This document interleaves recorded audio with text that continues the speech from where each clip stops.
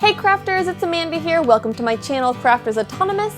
So we are officially in fall and I am loving the cooler weather, although it's kind of going up and down. So I'm hoping the cool weather will come and stay. So to get in the fall spirit, I have a fun fall wreath that we are going to be making today. And the best part is this is super inexpensive and super easy to put together.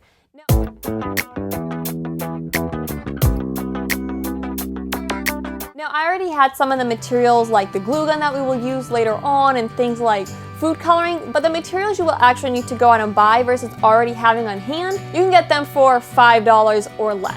So this is a super inexpensive wreath, but it looks so cute and so fancy when you're done. So let's jump into making this fun project. Today's project is made using coffee filters, a little bit of food coloring, and an old pool noodle. The basic process is we're going to form clusters of these coffee filters, then we will use the food coloring to color them how we want, and then we will assemble them onto the pool noodle to make our wreath. So the first step is to assemble our little clusters. You can either use brown coffee filters or white coffee filters. Using the different color coffee filters will give different results. You can even use the brown ones and make some clusters that you don't color them at all. I personally like using the brown ones to get the red color because if you do the red on the white, it just turns a pastel kind of pink. But the white can be fun to get like the oranges and yellows because they'll really pop. So the first thing I like to do is I like to tear off 3 pieces of my masking tape. That's about, maybe 3 or 4 inches long. I just set them off to the side. And then I'm going to get 6 coffee filters. I've got 1, 2, 3, 4, 5, and 6. I'm going to make clusters of 3 at a time, and then I'll combine 2 clusters of 3. So what I like to do is I like to start with my coffee filter and find roughly the center of the bottom and pinch it, like so. And I just take my hand and kind of make a little circle with my fingers and just pull it right through. You kind of hold it there for a moment, you can pinch the bottom to really get it to hold the shape. And you'll end up with something about like that. I'm going to repeat with my next 2.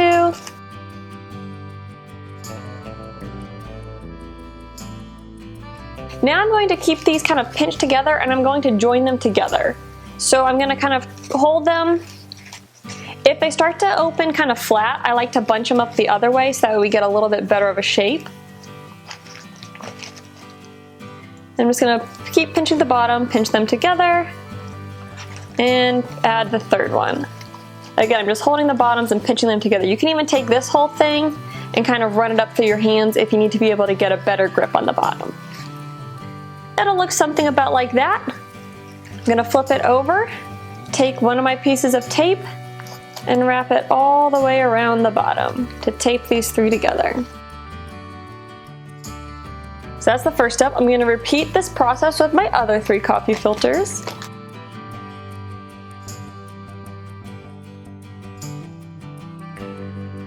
And then pinch their bases together.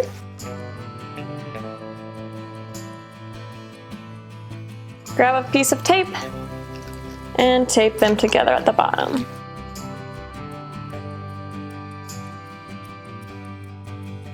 So now I have 2 little clusters like this. I'm going to put them together and kind of figure out what gives me the best shape. So I kind of find like a flat edge and a flat edge and put them together. You can of course play around, turn it different ways, see if you need to fluff one of these differently. If I decide I didn't like how tight it was here, I can of course fluff it and change the shape. But I will just hold the 2 together, come to the bottom, and tape the bases together.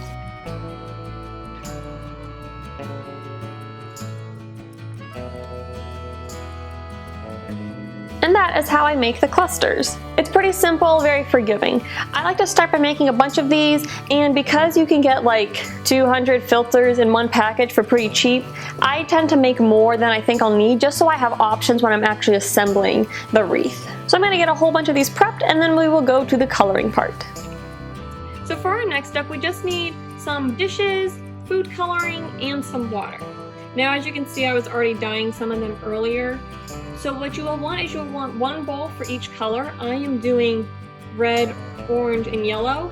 And then you'll want a bowl for transporting them to wherever you want to hang them to catch drips, so that way you don't drip food dye on your carpeting or your flooring. So I'll get a fresh bowl out to show you the full process. And we will make some yellow. So I'm going to start with my yellow food dye. And depending on how many coffee filters I plan to color, Depends on how many drops I will do. We're just gonna start with enough for about 1 or 2, and we're gonna do 3 drops of our food coloring. Next, we want to add a little bit of water, but we want to add less versus more because we can always add more water, and the less water we add, the more concentrated and vivid our colors will be. Of course, you've got to have enough water so that way it actually absorbs into the coffee filter. So we're trying to find a balance between vibrant colors and enough water to absorb. So I'm going to turn my faucet on just a little bit, put a couple drops in there, maybe a little more, just enough to kind of cover the bottom of my dish. And I'll swirl this all around so that way my food dye gets mixed in there really well. And then this will be a bowl of coloring. I'm going to do a similar process to get my orange and red colors ready. With red in particular, you want to have a lot of food coloring and only a little bit of water so that way you don't go to a pastel pink. So before we start actually dyeing our coffee filters, you want to have this set up for them to dry. So what I did was I just have these hanging from my back porch, and I have a string running up along there, and I'm just clothespinning them. However, this porch is falling apart and we have plans to take it down, so I'm not so worried about any food coloring dripping. But wherever you decide to hang yours, whether you hang them outside or over a tub, I would hang them somewhere where if any of the food dye does drip and stain, it won't be a big issue. So now I have my bowls of dye mixed and ready, so we're going to start dipping our coffee filters into our mixtures. Also, just as a side note, I did some small clusters of just 3 coffee filters instead of the big 6, so that way if I have spots I need to fill in later on when we're assembling it, I'll have something smaller as an option. Let's take a white coffee filter cluster and do it in our yellow dye. It's really simple. I'm just going to dip it in there, hold it for a few seconds in a spot so it starts soaking up the side. Go to the next spot. Trying to let it really soak up just a little ways into my flour. You can make it soak up as much as you want or as little as you want. And I'll keep checking the front because I've got the edges here but don't really have the center.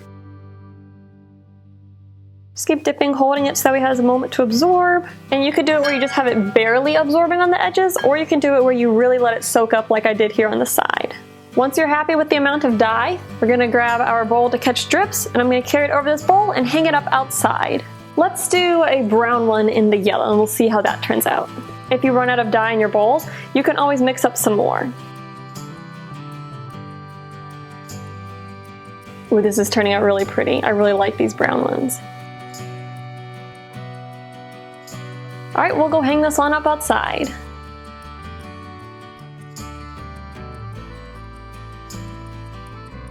Another fun technique with these flowers is to dip it in first one color and then the other. I'll show you with the yellow and red.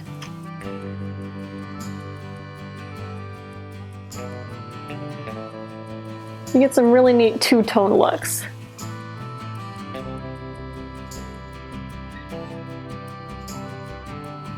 While we let our coffee filters dry, let's go ahead and work on preparing our wreath frame. So here I have an old pool noodle, and I got it for $1 at the dollar store. This is one left over from the summer, and you could leave the whole thing thick like this, but I think that's a little bit overkill for the base, and in my mind, if I can get more wreath frames out of one pool noodle, then that's the better option. So I'm just going to take my pool noodle, and I'm going to cut it in half. You can use a razor blade, or scissors, either way. I'm just going to cut down my pool noodle.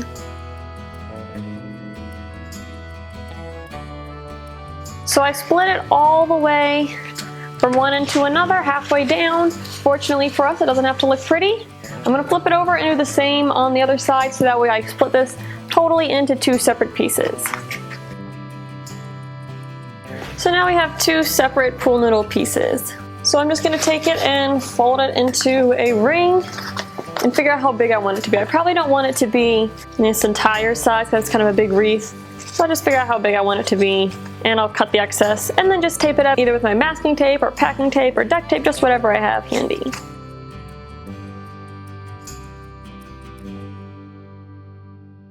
Now, of course, if you wanted to, you could even stretch your pool noodle a little further and cut it in half this way, and you'd be able to essentially make 4 wreath frames from your pool noodle. I'm going to leave it like this because I like this extra height so that way I have plenty of room to build up my wreath on this. Another note is mine's not, perfectly round because the pool noodle was used in the pool all summer. It's a little wonky in some spots. If you want to combat that, you can get a wire coat hanger and make a nice circle shape and kind of stick it inside this inner groove here to help it hold the shape.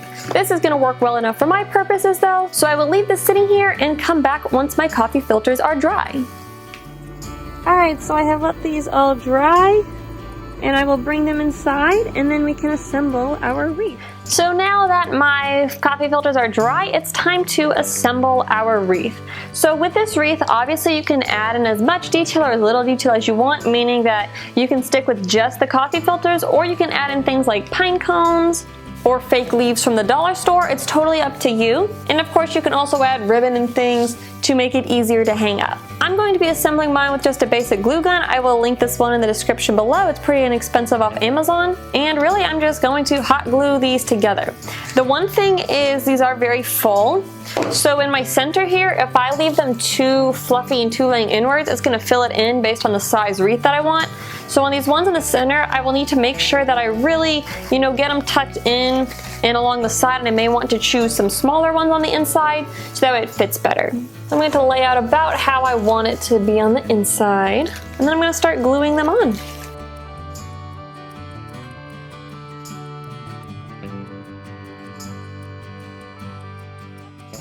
You may not, I'm also kind of pulling these edges over and gluing them along the side as well, just that way it really rounds out around our wreath frame. See, now I'm just hoping that I made enough.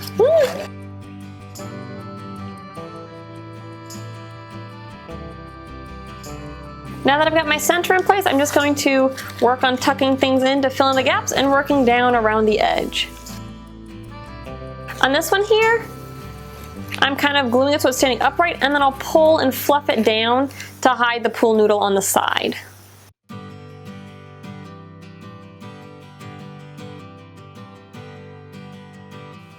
So here we have our wreath all put together.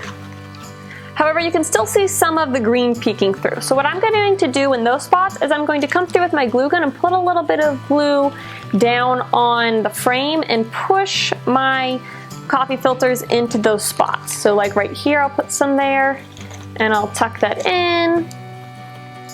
You need to hold it there for a second. Just be careful because obviously the glue is hot. It is hot glue after all. And I may or may not have actually stuck my finger like right into a hot glue dot, which was really pleasant.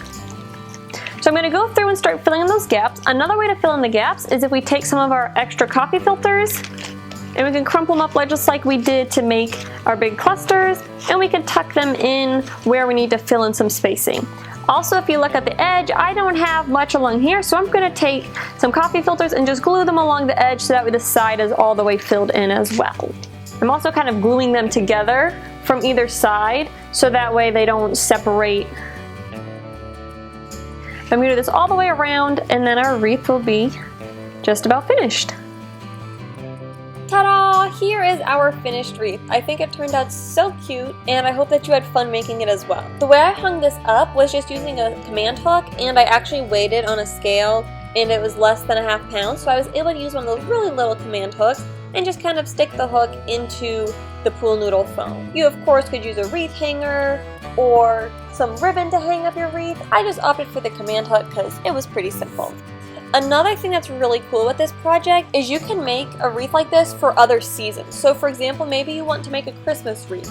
You could opt for, say, some red and green coffee filters. If you wanted to make a 4th of July wreath, you could do red, white, and blue. Lots of different options where you take the same idea and just by changing the colors, you can make it fit for different seasons. So that's just a bonus idea for you. But I think it looks so cute here on the porch with some of my other fall projects, which I'll put cards up and links to those videos as well, like the hanging pine cones and the pumpkin flower pots. But I think this wreath makes the porch look so cute. Hey, thank you so much for watching my video. Don't forget to hit the thumbs up. Don't forget to subscribe and hit the bell notification. And as always, happy crafting.